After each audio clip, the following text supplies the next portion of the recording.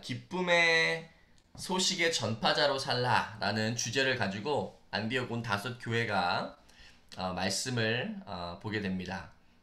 복음의 전파자로 살라.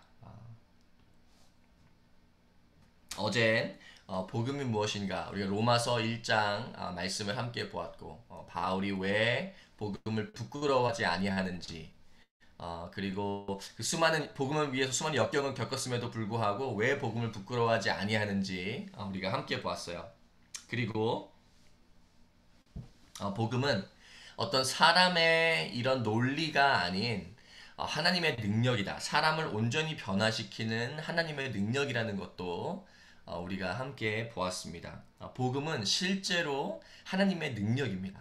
뭐 복음을 통해서 능력을 얻고 뭐 그런 것보다도 복음 자체가 하나님의 능력이에요. 그래서 복음을 통해서 사람이 온전히 변하는 것을 보게 되고 또 경험하게 됩니다. 바울도 그 사람 중에 한 명이었죠. 복음은 능력입니다. 오늘 둘째 날 열왕기하 7장 9절 말씀 누가 아름다운 소식을 전합니까? 라는 제목으로 우리가 함께 말씀을 보도록 하겠습니다. 제가 세 번역으로 읽을게요. 세 번역으로 읽도록 하겠습니다. 열왕기하 7장 9절 그런 다음에 그들은 서로 말하였다. 우리들이 이렇게 하는 것은 올바른 일이 아니다. 오늘은 좋은 소식을 전하는 날이다.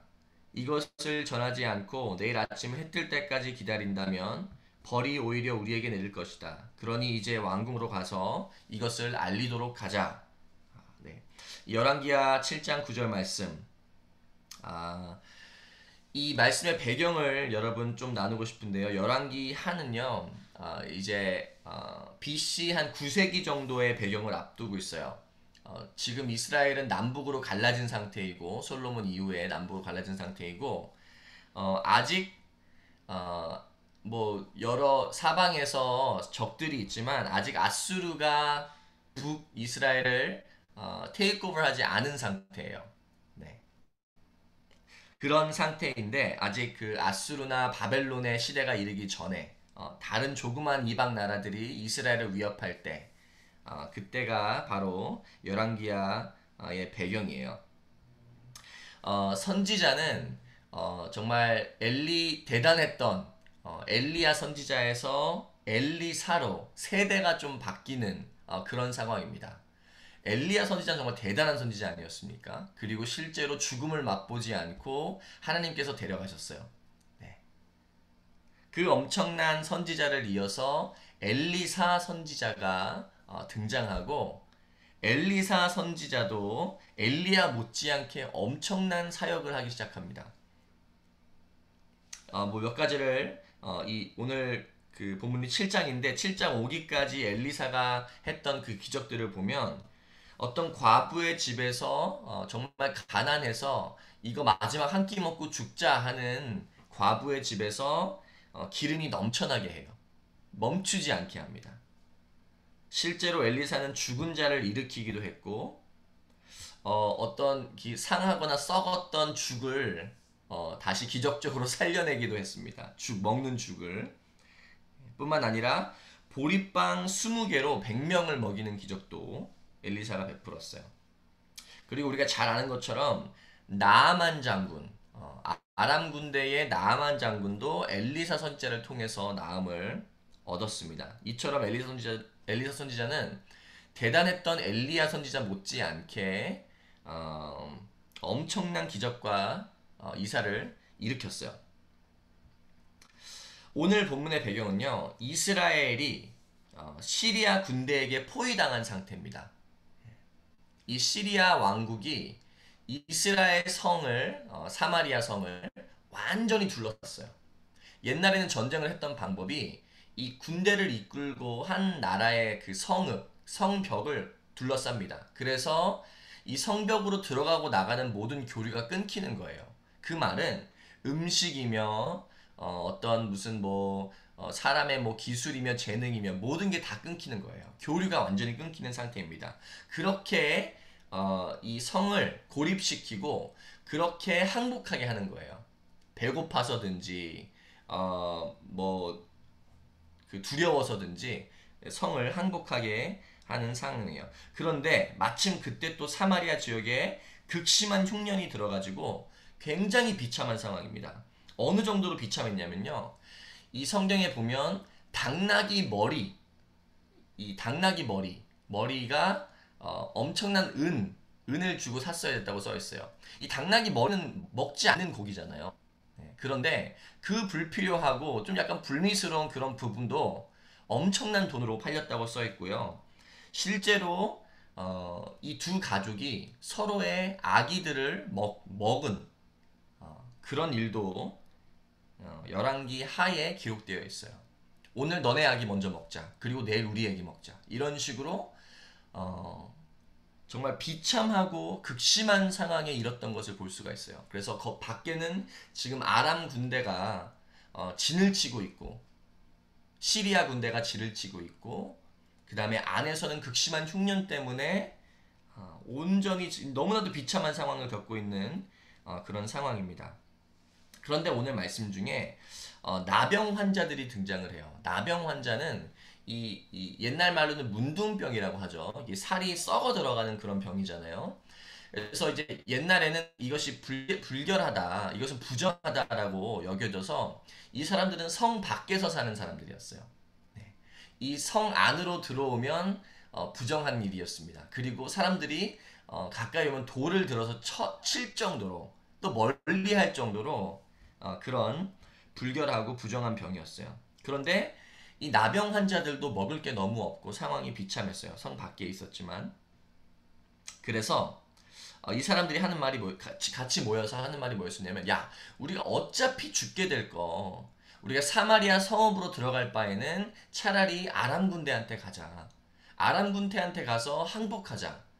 그래서 그들이 우리를 살려주면 사는 거고, 죽이면 그냥 그게 우리 운명이다 라고 마음에 큰 결단을 했어요. 어차피 죽을 거 우리 그냥 시리아 군대한테 가서 항복하자. 이런 결단을 했습니다. 그래서 이 사람들이 정말 죽을 각오를 하고 아람 군대에게로 가요. 아람 군대에게로 가는데 아람 군대는 지금 하나님이 쫓아내서 도망간 상태인데 이걸 아무도 모르고 있었던 거예요. 실제로 7장의 첫 번째 부분에는 엘리사가 이것을 예언합니다. 아람 군대가 도망갈 것이다. 근데 아무도 이것을 믿지를 않아요. 아무도 믿지를 않습니다. 그런데 이 나병 환자들이 자기네들도 몰랐는데 정말 죽기 살기 죽을 마음을 가지고 아람 군대 진영으로 들어가는데 가보니까 하나님이 이들을 벌써 다 쫓겨내셨어요. 아무도 없는 거예요. 그래서 이 나병 환자들이 거기서 먹고 마시고 거기에 있는 귀중품들을 다 가지고 옵니다. 웬일입니까? 그리고 나서 이 나병 환자들이 서로에게 하는 말이 오늘 본문 말씀이에요. 뭐라고 써 있습니까? 그런 다음에 그들은 서로 말하였다. 우리들이 이렇게 하는 것은 올바른 일이 아니다. 오늘은 좋은 소식을 전하는 날이다. 이것을 전하지 않고 내일 아침 해 뜰 때까지 기다린다면 벌이 오히려 우리에게 내릴 것이다. 그러니 이제 왕궁으로 가서 이것을 알리도록 가자 라고 말합니다. 지금 다 먹고 나서 약탈까지 하고 나서 하는 말이 뭐냐면, 야, 그런데 생각해보니까 이거 우리끼리 이렇게 알고 있는 거 올바른 일이 아닌 것 같다. 지금 사람들 안에서 이것도 모르고 다 도망간 줄도 모르고 지금 다 굶어 죽고 있는데 비참한 상황인데 이 좋은 소식을 우리가 알면서 이것을 전하지 않고 기다린다면 이것은 벌받을 일이다. 그러니까 이제 왕궁으로 가서 우리가 이것을 알리자라고 나병 환자들이 서로 이야기하는 것입니다.